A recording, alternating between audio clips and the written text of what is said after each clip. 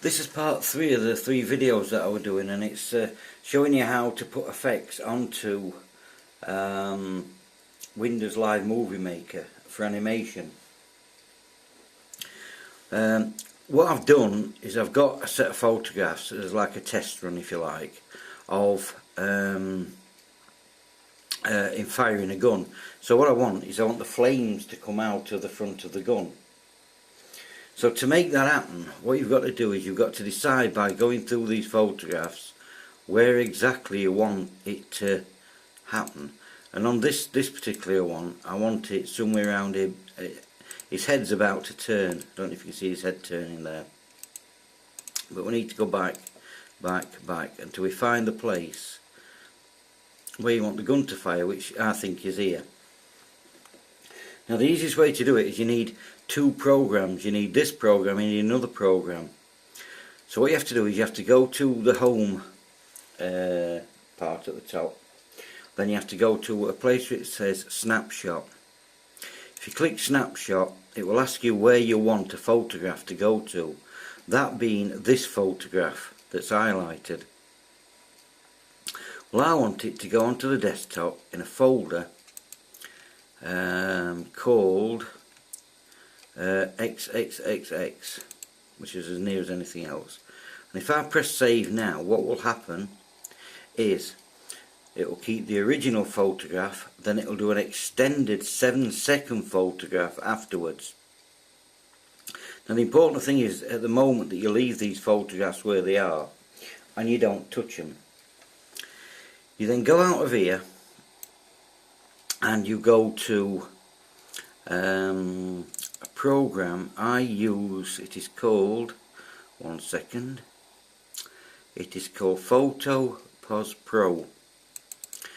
Now I use this because it's got some decent editing facilities in it. It's free off internet. You get it free off internet without any problems. When it comes up,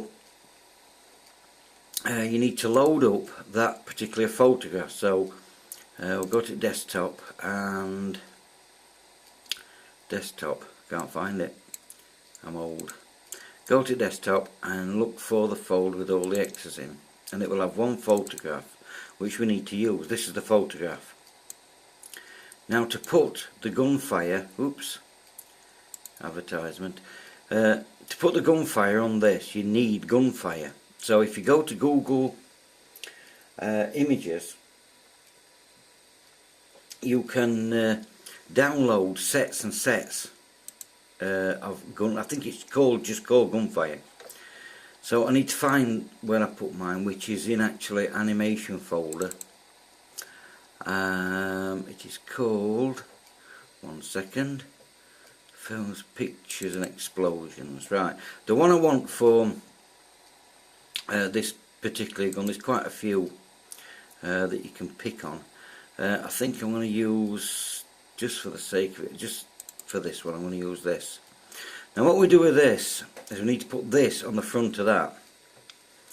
So what we do is we go to this magic wand and we click on the black. Now what's going to happen there is that if I copied and pasted that onto it, what will actually happen is that it will give me the black. But to actually click on the fire, it doesn't give you all the shades. That's why I click on black, because it's just a one colour. So then I go to a section, invert, which actually will make it backwards. So it's the flame I want, not the black. I pressed copy, I go to my photograph and I press paste, and there we have that gunfire.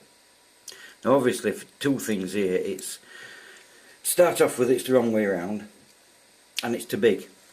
Well, in this program again, what we can do, we can turn it round to where we want it, and we can make it smaller, and then we can just put in front of the gun like so. So that's what it's firing.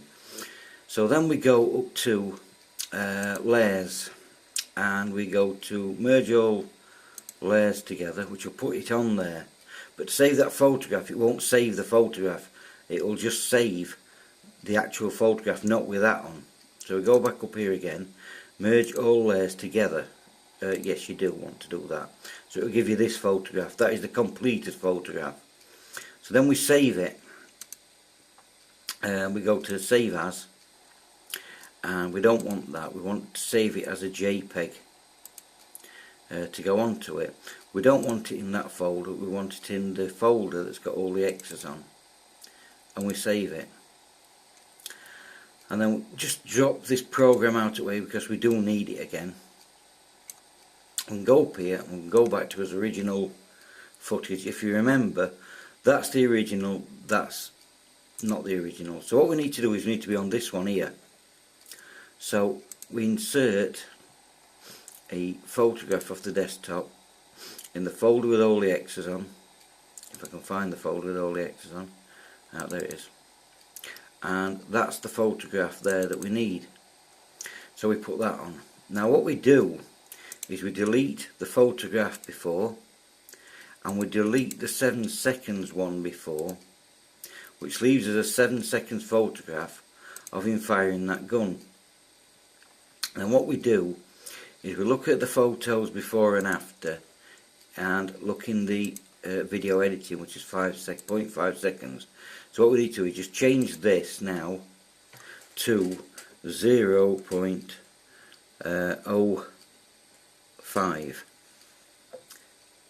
Okay, and that will make it a tiny photograph. Now I don't know whether you can see this. You should be able to see this. If I run this now, it will run and it will fire the gun once. I'll just do that again so you can see again. As it's moving, it fired. So what you have to do then is you have to do that for as many times as you want that gun to fire in the gun's different positions. So you can do it there. Then as this gun spins round and it gets to facing the camera, which I think is it's back a bit, it's somewhere here, I'll do that again. But what I'm going to do this time, if I can just maybe show you, this is where I want it firing at the camera. Let me just check. Yeah, that's going back. Yeah, it's that one.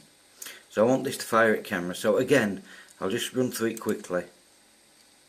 You take a snapshot of the photograph. It needs to go in this folder with all the X's on. So we've got again a first photo and a 7 second photo. Drop this out of the way. Bring up our program. We don't need that now. We don't need that now. And we don't need that. So what we're going to do this time is go back into that folder. In fact, before we go back into that folder, as we're on this folder, I'll just find the thing that I actually want. It'll just make life a little bit quicker. I'll use that one for now, and bring up the folder which is in the desktop, with all the X's on. Again, very quickly. I think that's the one I want. Yes, open this up. Again, what we're going to do is go to the magic wand, click on the black, which will leave an outline here. Okay, go to sections and invert, because we want the opposite. Copy it, go to there, paste it. That's there. Make him smaller as the firing part of the gun. I mean, you don't have to have all the same, you can have different ones. Merge your layers together, and again make them all into a flat screen. This is the one we want to save, so go to save as in the XXX folder, change it to a JPEG like so, come out of this, go back into this, and we want to put that there. Insert a picture, which will be this picture here. Remove the one above it, remove the 7 seconds one below it, and that leaves you with that.